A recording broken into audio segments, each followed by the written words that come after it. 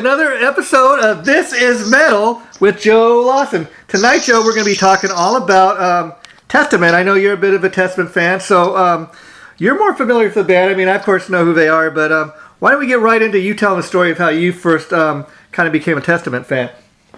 Okay, who are we talking about again? Testament. Yeah. Yeah. I became a Testament fan.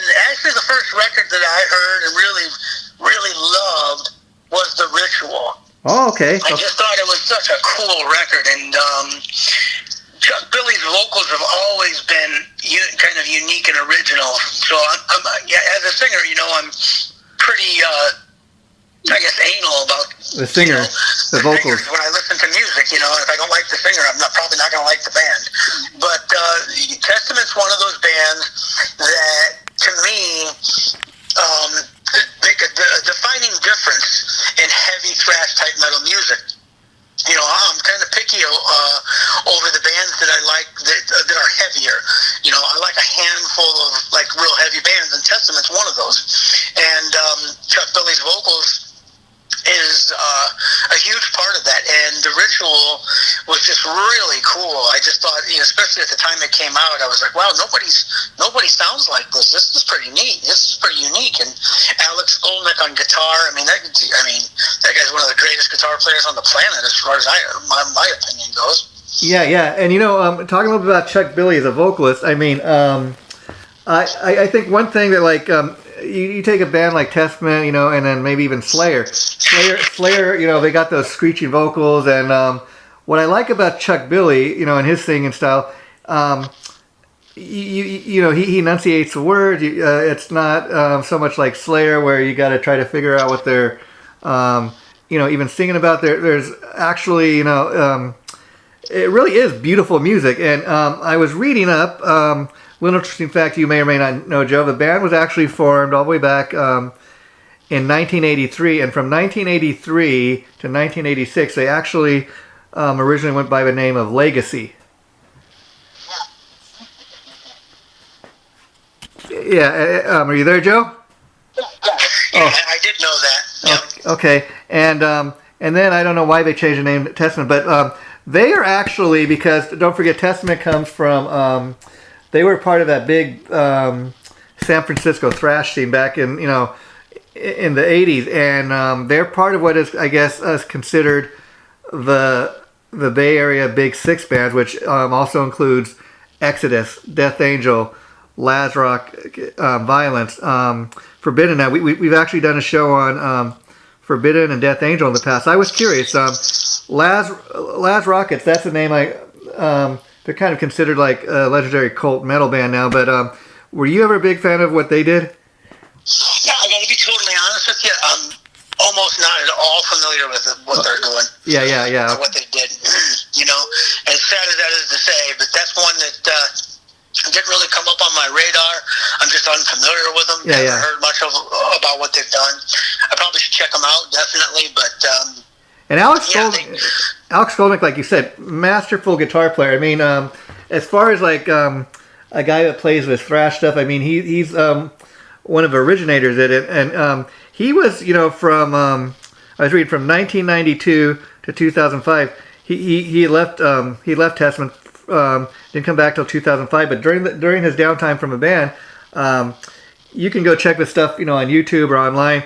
But he has this other solo project called the Alex Skolnick Trio, and it's more like of a not so much metal, but it's a cross between metal, but it's more like of a jazz fusion metal type of thing, and it's just amazing. It shows you that just what this guy is capable of on the guitar is a lot more than just what he does with Testament. But what he does in Testament, besides the guitar playing, he's also one of the main songwriters in the band. Yeah. Their whole lineup is quite impressive. All those guys are really top-notch musicians, and what a chemistry. You got Eric Peterson on guitar, Alex Skolnick, Chuck Billy on vocals, Steve DiGiorgio on bass, and for quite a while now, Gene Hoglan on drums, who also played with Slayer and is easily, probably hands down, one of the best drummers out there as far as metal bands go. Yeah, and I guess they finally achieved mainstream mainstream success with their album "Practice What You Preach." That's kind of where I was kind of introduced back then. I guess it came out around 1989 to Testament. That's because there was a metal station here in LA where I'm from, KNAC. They were big at the time. They were playing all these underground metal bands like Testament and Exodus, Metallica. That were just kind of really coming up at the time, and that's where I heard a lot of this stuff. On KNAC back in the day, and now of course KNAC is a major site. The radio stations kind of no more, but they kept it going with the internet, and they were one of the first places you'd hear bands like Testament. Here in Los Angeles, that was as close as you'd get to actually having a metal radio station. Yeah, I can imagine that would have been pretty awesome, man. I've seen these guys live too, and it was a great show. Chuck Billy's stage presence is just so commanding. It just made the hair on my neck stand up. This great big Native American dude comes walking out covered in tattoos and is as tall as the sky with this huge, deep, commanding, strong voice. It was really cool. It was a great experience, and they were really on top of it live. They can do everything that they do on the album live, and they did. Yeah, what a top-notch band. In fact, I'll tell you, the one time I did see these guys live was all the way back in 1991 on the Judas Priest Painkiller tour. I think it was Priest, Megadeth, and then I think these guys opened up the show. Nice. And that was like, wow, what a triple threat, if you can even imagine. And yes, and Practice What You Preach. Now that's one of my favorite songs. I like kind of the lyrical content, what it was about. Kind of like, people waving their finger at you, telling you what to do. But if you're going to tell me to do it, you better practice what you preach. But just overall, these great songwriters in the band, and I don't know why they never reached the level, say, of a Metallica or Megadeth, because again, they got the talent, they got the musicianship in the band, and great songwriting. I think in fact, in prepping for tonight's show, I listened to some of the stuff off "Practice What You Preach." Of course, there's a title track. Who hasn't heard that? And then they have a video for a scene. The song was called "The Ballad." But I will tell you, Joe, if you've ever heard that song, it is the farthest thing from a power ballad, but yet, I guess in Testament's terms, it's the closest thing you're ever going to get to a ballad. Right. Yeah. I've pretty much heard every song that they've done, I'm pretty sure, but maybe not. But yeah. Great band. They're awesome live. Great lyrical content. Amazing vocalists. Great guitar players. Really super intense progressive style of drummer. Yeah. What a lethal combination. And before they had Gene Hoglan, they had Paul Bostaph. So another powerhouse, just amazing drummer. So they've always had like really good drummers. Yeah. In fact, that's the two things that really stood out to me in listening to the music last night, prepping for this, was great guitar riffing on pretty much any of these songs you listen to, and then the heavy drum styling. Just the powerhouse drumming, like you said, that really is front and center on all the songs. Yeah. That's an intricate part of the chemistry that makes Testament. And they had John Tempest. He was also an amazing drummer. And they had James Murphy, formerly of the band Death, Cancer and Obituary, another great death metal guitar player. So they've always had like this lineup of stellar musicians involved with what they were doing. Their latest release, Titans of Creation, is a really good record too. I don't know if everybody's heard of it, or if you haven't, give it a listen. Just Google or YouTube Testament, Titans of Creation. You can also listen to some of the stuff from the videos and stuff they have on their website at testamentlegions.com. Some really killer stuff. So you go on there and check it out. And Alex Skolnick too. He's a guy that I guess probably has been offered a ton of gigs, but I know one gig that he's been up to. Auditioned once or twice for, and just barely, he was considered but didn't quite get the gig was for Ozzy. Oh, really? Yeah. Nice. And Well, mentioning the album that you mentioned, Practice What You Preach, this was like a pinnacle moment for him. And this is Testament, a thrash or death metal band, if you will, and it hit Billboard. You know, I mean, there's very few heavy bands that have done that. And Testament's in the category of those few bands that have accomplished that. And I guess they toured for almost a solid year after Practice What You Preach with Overkill, Annihilator, Wrathchild America, Mortal Sin, Nuclear Assault, Sabotage, Flotsam, Mordred, Dark Angel, and a host of other bands. And it sold over 450,000 copies. That's certified gold. So that's a pretty good accomplishment for an underground heavy thrash type death metal band, you know? Oh yeah, and I think we should make a point in talking about Billboard is, I mean, unless you're like Metallica or Megadeth, I mean, the chances of most metal bands even getting on the Billboard 200 chart is quite an amazing feat in itself. I mean, so like just to be on that, to make it onto that Billboard top 200 list, that's quite an amazing thing, especially if you're a metal band, you know, and you're not Metallica or Megadeth, you know, who's got that huge fan base. But the other thing that should be noted is this album got way above the Billboard 200 chart. It peaked at number 77, and again, for a metal band of this caliber, that's quite an achievement, I think, you know. Oh yeah, absolutely. I mean, that's huge. I mean, like I said, there's got to be a very small elite group of heavy bands that have accomplished that. And then you got to remember too, Joe. Back in 1989, I mean, the music business is not even what it is today. I mean, I dare say today is it's much harder to even you know, have your album peak on the Billboard chart at number 77. I mean, back in the day, you know, back in 1989, we still had record stores pretty much were a regular thing. People could still go to the record store and, you know, and buy this stuff. You didn't have to buy it online. You know, back in the day they didn't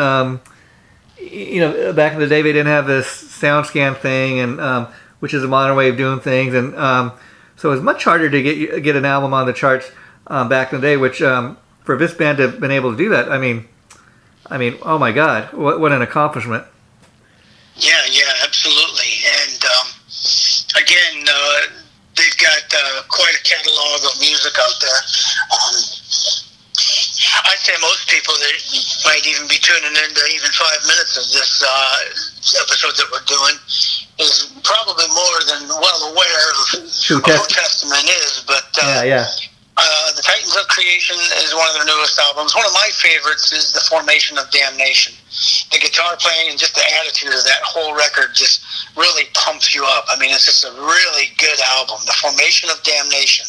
And what a cool album title, you know? Yeah. Brotherhood of the Snake, I think that was just the album before Titans of Creation. And in 94, they released an album called Low. That's another one of my favorites. And Dark Roots of the Earth. And of course, Practice What You Preach, The Ritual. I mean, Demonic. They've got a lot of records out. They've been around for a while. Yeah, and I think probably it was a Ritual, and I think the one that preceded that was, I think they actually had an album called Legacy once they changed the band's name to Testament. And I hear a lot of that debut album. A lot of people kind of point to as a great album. Oh, absolutely. And you know, they've done a lot of touring. They've been around the world. I mean, everybody in the world knows who they are. So, oh yeah. I mean, they got that going for them. That's pretty big. And I think another thing why people continue to follow Testament is, I mean, they're at a point in their career, Joe, where like a lot of bands, they could just say, you know what, nobody's, you know, CDs aren't selling anymore like they did back in the day. We're just going to live off our catalog of music. But because of the talent in the band, the guy's ability to write good songs and stuff, I think that's part of their motivation for continuing to create new music rather than just kind of go the nostalgia way and kind of just live off their catalog of music. Yeah, didn't you mention when you saw him with Judas Priest and Megadeth? Yeah, that was on the Painkiller tour. Right. Yeah. Well, check it out. They did another, like a reunion type of tour of that tour called the Priest Feast. Oh, wow. The European tour, and it was Judas Priest, Megadeth, and Testament again. Wow. How cool was that, you know? Yeah, and I think they might have toured more than once with Priest, because if I remember, back in the 90s, sometime they had this thing called Operation Rock and Roll, where it was one of those mini tours. They had, like, I think Priest, I think Testament, Motorhead. I can't remember who else was on the tour. And then I think Testament also was part of, if I'm not mistaken, they are also part of that Clash of Titans tour, which I know Anthrax was part of. I think Alice in Chains was on. Testament, I can't remember. I think there's a total of 4 bands. I can't remember who the 4th band was. Yeah, that sounds like a hell of a tour. Yeah. So they're kind of one of those bands that I don't want to say remained under the radar, because, like you said, anybody listening to this is going to know who we're talking about, Testament, especially anybody that's a fan of Alex Skolnick or Eric Peterson, Chuck Billy, like we said. We all know who these people are. You've heard the names, but they never quite, outside of opening for some of the bigger acts, they never quite became an arena headliner. Yeah. I mean, they had their moments, and I don't want to say their moments. How do I want to say this? I mean, they've toured with the Anthrax and Megadeth and Judas Priest, and major heavy hitter bands. Yeah. They're right there. They're right there. But I know what you mean. They just didn't quite get that. I don't want to say they didn't have staying power, because they do. They totally do. I mean, they're here. They didn't quite have the commercial success, I guess. Yeah. The viability of what some of those other bands did. But that's what makes me love these guys even more. They stuck true to what they love to do and what they're good at. And in my opinion, every album they put out just seems like it gets better and better. It's just like they keep raising the bar. Yeah. The production's amazing. The songwriting's good. The artwork's good. Just everything is really good. They've established a reputation for themselves. As a metal fan, if you go out and you're going to buy a Testament album, you know it's going to kick ass. Oh, yeah. You don't have to wonder. You know it's going to be good. Oh, yeah, that is true. And I think part of a reason they never reached that pinnacle, Joe, is the fact that, I've lost track, but I was reading something yesterday that they've like been on so many different labels. I mean, that's the thing too, that even though this is what you kind of consider a legacy act at this point in their career, people know who Testament are. Like you said, if you go see the band live, you're going to get a pretty good live show. If you buy the latest album, you're not going to be too disappointed. But when you're a band that's constantly changing, labels, it's hard to kind of maintain that level of success, because part of the reason they've been on so many labels is, okay, well, this album didn't sell, sell what we thought it was going to sell, so we're not going to renew your contract. Then they got to go, sign with another label. But the fact that they're still out there doing it, hey, I give them credit for it, Well, addressing your comments there, to some extent yes, and to some extent no. And the reason why I say that is because October 28th, 2016, they released Brotherhood of the Snake, the album which I believe was before their most current one, Titans of Creation, and it charted on Billboard 200, peaking at number 20. Wow, and okay. Andy Sneap was behind the helm of that one. So wow. So they've hit Billboard a couple of times now at this point. And so as far as a metal band, they're about as big as you could possibly want to get. I don't know too many bands that are that much bigger. I know bands that have had more commercial success, but for what they're doing, they're about as big as you get. Yeah, and that's why I do the show with you, Joe, because a little bit that I don't know about a particular band you do know, and the fact you just we all catch little details here and there and little side notes and stuff like that, and that's what keeps it interesting for us and for the fans. Yeah, but I'll tell you, that little fact you just threw out there, the fact that last album peaked at number 20. Okay, we were talking earlier about practice what you preach. Like I said, that was kind of my introduction to Testament, and when I think of Testament, that's kind of the song I think of a lot of times, or the album, because that's when I first started hearing about the band, and I'm pretty impressed reading that they hit Billboard, and that album peaked at number 77, and you think, wow, that's kind of their breakout album, and yet an album that came out just a few years ago peaked even higher than that. Peaked even higher than that, number 20, you said, or whatever. I mean, that's number 20. That's pretty damn good for a metal band, especially in a current music market. That's pretty impressive. Yeah, and again, even back in the day when Practice What You Preach came out, you'd see Testament. I mean, they still had MTV back then. They still had Headbangers Ball. You'd see them on, probably once a week, but they don't even have that now, and they still got an album that hit the Billboard chart at number 20. But quite impressive, Yeah, for sure. And Chuck Billy, he's beaten and survived cancer. Yes, yeah. He had COVID-19. Was hospitalized, I believe, for that. Not too long ago, with fellow members of Exodus and Death Angel on the Bass Strikes Back tour of Europe in 2020.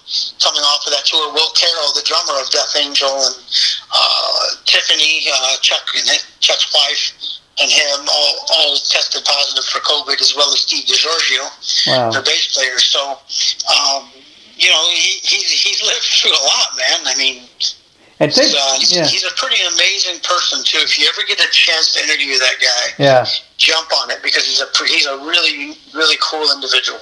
Besides being a fan, have you ever crossed paths with him over the years? I have not, unfortunately not. Nope.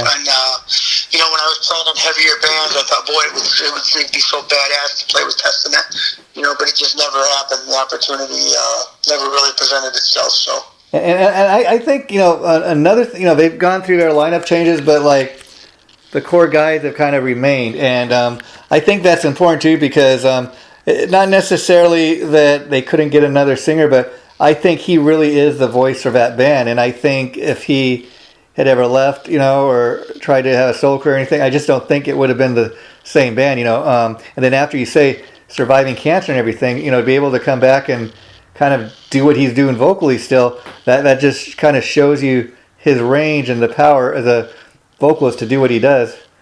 Oh, absolutely. Yep. And he's a good dude and won't quit. He's got that do or die spirit, and he's an old schooler, man, Yeah, because I'm sure even you've had some nights up on stage, Joe, where you weren't feeling tip-top, but you still get up there and do it.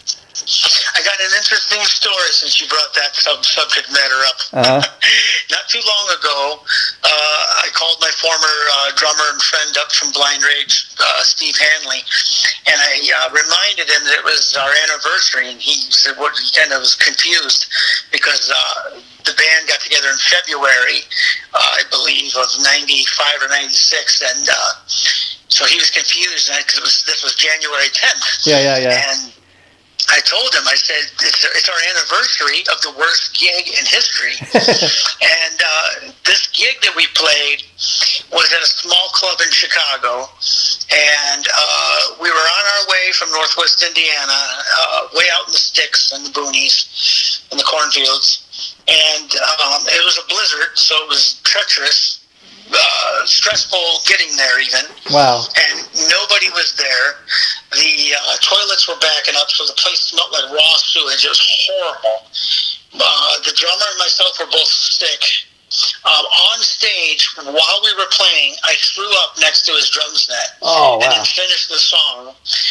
The sound guy sucked and was a total dick and almost got into a fight with us. And the club owner slipped out before the night was over, and we didn't even get paid gas money. Oh, wow. What a...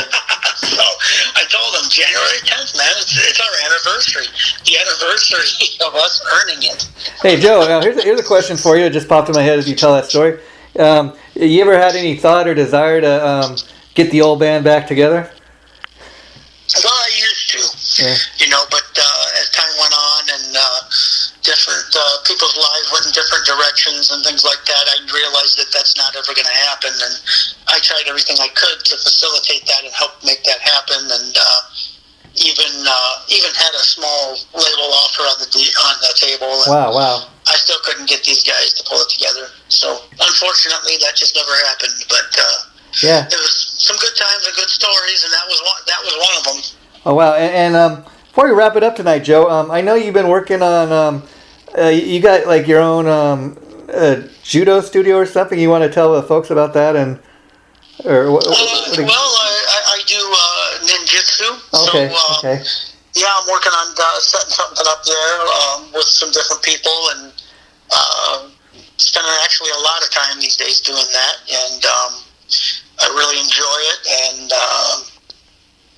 it's something that I feel that kind of like with the way things have gone with the economy and with COVID, and there's just so much uncertainty. Yeah. And I feel like that has taken a lot of opportunity and a lot of potential away from musicians. Yeah. Especially if you're not rich. If you're not rich, forget about it. Yeah. You don't stand a fucking chance. Yeah. I mean, of anything. Yeah. So, it's just a money game where you just throw money at it constantly. And you hope that people like your music and that something becomes of it. And I just got tired of putting my eggs all in that basket and hoping that that these individuals would all come together and it would all work, and beating your head against the wall. With martial arts, it's just you and the training. The only person holding yourself back is you. There's no limits. There's no rules. It's just you and how far you want to take it. And I fell in love with it and enjoy it, and spend a lot of time doing it, and help some young kids with it. And so that's kind of been what I've been more spending my time with. But of course, I'll always love music, and I'll always be a fan of metal, and in some shape, way, or form, I'm sure I'll always be involved in something like that. Even doing this, it's a pleasure, and I really enjoy it. We've talked about that before, and it's something that we both look forward to.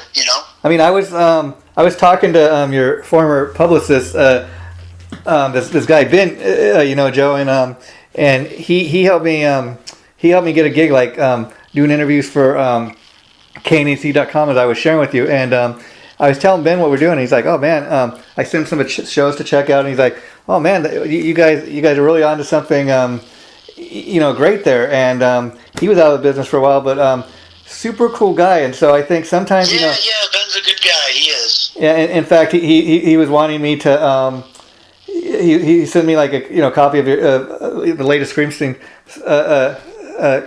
King CD, and he's like, hey Jason, check this out and see if you can write a review for it. So that's something I'm working on. But just super. Sometimes you run into super cool people, that for sure. And you think, Joe, that even maybe the music business isn't what it used to be, but could you see yourself at least like recording music and posting it, or would you only want to do it if people were into buying? I mean, that's kind of a double-edged kind of question. I know. It really is. Kind of goes hand in hand. Yeah. You got to make a living. It really depends on honestly what your intentions are. Yeah. And I just got to a point where I felt like I really don't have anything else to prove. I've been on 6 or 7 different albums. And, I've accomplished a lot of things that some people maybe will never accomplish, and I'm grateful and appreciative of that. And if that's where it lies, that's okay. I'm all right with that. But I'm not going to close the door. I'm not going to say never. Yeah. I mean, if the right opportunity came across and it was something good and something that I felt that I was really into and I could believe in it and all of that, I would do it, for sure. And then I know you're on Facebook again. That's that's another thing. It's kind of a double-edged thorn, but I know people are actually missing you when you weren't there. Yeah, it's good. It's good to be back. It's good to keep up with people, and I just kind of try and limit my time on there a little more, and focus on the things that make me happy, make me laugh, and that's really what life's about. Don't let people steal your thunder. Don't let people steal your happiness, and tune the news out, tune the media out. don't get wrapped up in that crap. Don't jump on the mis and disinformation train, because all it's going to do is get you upset. And what can you do about it anyways? Oh, yeah. Live your life, protect your family, be happy, protect your home, do the activities and the things, the hobbies that you enjoy doing. Life's short, man. Our time is precious here. Oh, yeah, we can't take it for granted. So if you enjoy playing music, then play music. If you enjoy painting, then paint as much as you can. Whatever it is, gardening, walking out in the woods, martial arts, shooting some guns, whatever it is, spend as much time as you possibly can doing that, man, because we're never guaranteed tomorrow. Yeah, and I love that attitude, Joe. Like, well, taking a break from a music thing for a while, but you're doing this other thing. You're like, I'm not just going to curl up and die. I'm gonna keep busy. I'm gonna find something to do, and you kind of like writing your own your book. In charge of your own life, like you said. Don't let others keep you down. And I got to tell people this. The show we're doing here, This Is Metal, it's kind of come full circle in a way, because, Joe, I can't believe that we started this thing almost 3 years ago. We're going on our third year. And that is pretty crazy, isn't it? It seems like 3 months. Yeah, and I got to tell people, it kind of got started right around the time of all this COVID stuff, a little after, because part of what I was doing at the time was I thought, hey, it'd be fun to reach out to people, because at the time, you may remember, a lot of people were making a list of like, oh, these are my top 10 favorite albums, or top 20 favorite albums of all time, or whatever. And you'd come up with a pretty good list, and then I thought, oh, wow, this guy. First of all, his influences are all over the place. Second of all, I mean, he's really into some hardcore stuff. I mean, everything from Alice Cooper, to Ozzy, to Black Sabbath, and then even some of the bands we've been talking about the last few weeks. And so, initially, how we got the idea to do This Is Metal, for anybody who doesn't know that story, I reached out to Joe, and one of the albums on his list was the Wasp album, Headless Children. And I thought, hey, Wasp is one of those bands that doesn't get talked about a lot these days. That I really love that album. That'd be a fun album to talk about. So that's one of the first interviews I ever did with Joe. And after doing that interview, I thought, man, this guy really knows his stuff. It would be cool to kind of come up with an idea to do like some type of show with him. So me and Joe got talking after that, and we said, well, Joe, you seem like you know a lot about these different types of metal bands. Some of the bands I'm into, some I don't know. And it kind of just started to develop. And Joe has a lot of good ideas. Like he told me, let's do the first episode on Accept, but let's not do like on Balls of Wall or like a classic album. Let's do it on Blood of the Nations, which that was with a new singer. I'd heard because it was a real popular album, but I didn't know the album as well as Joe did. So I said, okay.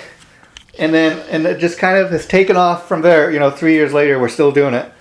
Absolutely.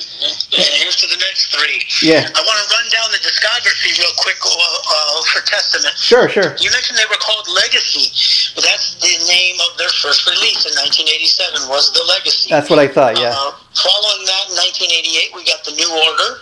Okay. In 1989, where they finally hit a pinnacle of success, Practice What You Preach. 1990, Souls of Black. So at this point, they're going non-stop. Every year, new that's album. 4 years straight. Wow. With a new record right there. Yeah. 1992, the album I mentioned at the beginning of the show, The Ritual. 94, the album Low. And 97, the album Demonic. Wow. 99, the album The Gathering. 2001, First Strike Still Deadly. 2001, The Formation of Damnation, 2008. Again, that's definitely one of my top favorite Testament albums. Yeah. Check that one out. And in 2009, Live at Evenhoven, live album. So check that out. Dark Roots of the Earth, 2012. Brotherhood of the Snake, 2016. And in 2020, they released Titans of Creation. Wow. So that's quite a discography of music. That must be at least 10, 15 albums right there. But, yeah. You make a good point, because back in the day, like 14 albums. When I was growing up, a lot of these bands, you get a new album, at least once a year. So that's how they did it back in the day. And I got to even tell you about Testament. I remember you mentioned the album. I think it was called The Ritual, or yeah. I remember seeing an advertisement for that, if you can believe it or not. Oh yeah. In Circus Magazine of all places, if you can believe that. Oh yeah. They graced the pages of all those metal mags back in the day. Yeah, and that's another thing. Maybe we got to do an episode on one day. Is all those great magazines from back in the day. I mean, because that was all like if you really stop and think about that predates the internet and stuff, and so and it's sad because one by one, all those kind of classic magazines just kind of went out of print. Just you know what? Let's take that to another level. Let's do that, but let's look up like all the popular editors and people who made those magazines possible and had all of the good controversial interviews and things like that, like Jerry Miller, different people, and find out if they're still alive, what they did after the magazine, where their careers went. Let's include that. That would be cool, I think. Because I know, like Jerry Miller, I mean, she was one of my favorite ones. I mean, she's like the rocker chick back in the day, and Metal Edge magazine, of course. I know she just, I think last year, just died of cancer. So I don't know. Yeah, that's what I heard. I don't know. Let's save that for a separate episode. That's a great idea. Yeah, and again, I want to tell people before we wrap it up tonight. The reason I was talking about the interview that kind of launched this whole "This Is Metal" thing that we were talking about the Wasp album, "The Headless Children," is because next week I got thinking. Not only is Wasp just recently announced they're going to go on their 40th anniversary tour, but I thought, man, that would be a cool show to do. Talk about 40 years of Wasp. So much to kind of talk about, because that's kind of what, like I said, launched This Is Metal, and we've kind of come full circle. So we're gonna next time when Joe and I get together next week, we're gonna spend a whole hour talking about 40 years of Wasp. Awesome. Looking forward to it. Okay, Joe, Lawson, you have a great rest of your evening, and I will be in touch, my friend. And you too, my friend. And just remember, Joe. And just remember, Joe. Our next episode, I was telling you, we're going to post is this Saturday, and it's going to be on the 30th anniversary of the Skid Row album, "Slave to Grind," and that was a fun episode to do. So I can't wait for people to check that out. Cool. Sounds great. Okay, take care, Joe. Bye bye. Bye bye.